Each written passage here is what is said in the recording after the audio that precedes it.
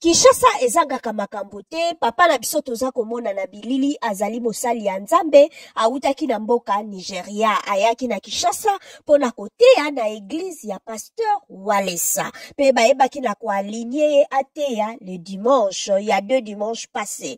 Et notre pasteur ayaki pe koteya comme convenu. Malheureusement, pasteur Dabiso ou heureusement na ebite soki toloba nini, Nzambe apambola ye tellement kuna na lokolo na ye ya misato, papa la biso penza azali na mwa ba centimètre ebele. Alors pendant qu'aza koteya, pendant qu'aza kosalela Nzambe, toyebi te soki azalaka toujours bongo en permanence, soki eza ndenge na ye, tope eza réaction o esalami tango a sentir peut-être présence ya molimo mosantu o akomi surexcité na mosala ya Nzambe, peut-être à sentir onction et matina ebite eloko nini esali ete lokolo ya misato e bapenza kozwa bopikili kibwa bokundu bwa nzoto e bana kotelema liboso ya bandimi nyonso. Na somo wana nde pasteur Kabundu Alesa ayebaki na kata prédication pona kosenga na bandimi ete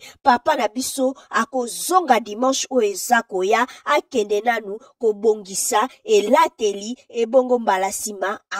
Comme convenu, pasteur na biso ayebaki na kozonga le dimanche pe ateyaki liloba Nzambe na ye du début à la fin sans interruption. Cette fois-ci achangeaki accoutrement na ye, ayaki na pantalon na ye ya kitoko bien large na chemise na yango na likolo pe chemise atikaki libanda. Mateya elekaki malamu, incident mosusu esalamaki te libota ya Nzambe epambolamaki. L'autre fois quand le pasteur Walesa ayebaki na ko intervenir, ayebaki na ko susciter ba réaction ya bato ebele. Certaines personnes bamonaki yango il était brutal, bato mususu bamonaki yango inapproprié parce qu'aza mopaya il pouvait agir autrement. En tout cas, likambo wana ndenge se pasaki, brutalité moko te ezalaki na kati wana.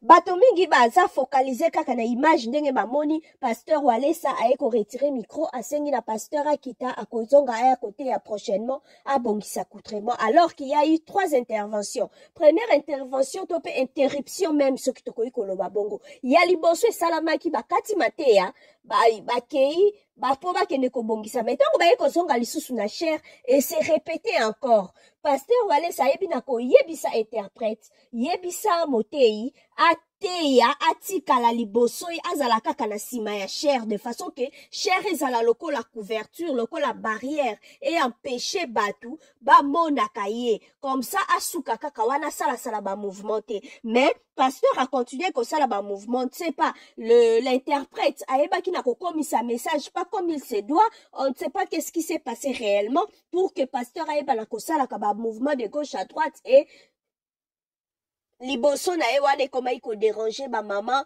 ba tata oh basaki d'église koma iko tia bango mal à l'aise. Alors étant mosali ya Nzambe, pasteur Walesa monaki que non, il faut, je dois réagir ici. Eza makambo mususu esengaka intervention moko esalama rapidement et voilà. Et bakina ko salama e bakina ko zwa décision comme quoi bakata mateya pasteur Nabiso akozonga le dimanche prochain soki abongisi moi et lateli comme ça makambo eleka malamu pona ko éviter bino moko boyebi bandimi bazaka na bango batu babetaka na bango mabaku facilement. Bato mususu aye d'église wana yazalaka na ye faible tango azomona bongo lalanda mateya ya kokoma na ye kokanisa makambo mususu. Donc eza mwa pasi yango nde likambo elekaki e baki nyonso yebi na koleka malamu. Pasteur ayebaki na kozonga mbala ya sima pe ayebaki na kosala mosala ya nkolo comme il se doit. Alors toloba lisusu nini. Merci à vous tous de nous avoir suivis. Merci pour votre attention. Continuez à vous abonner sur Opinion TV. Bye.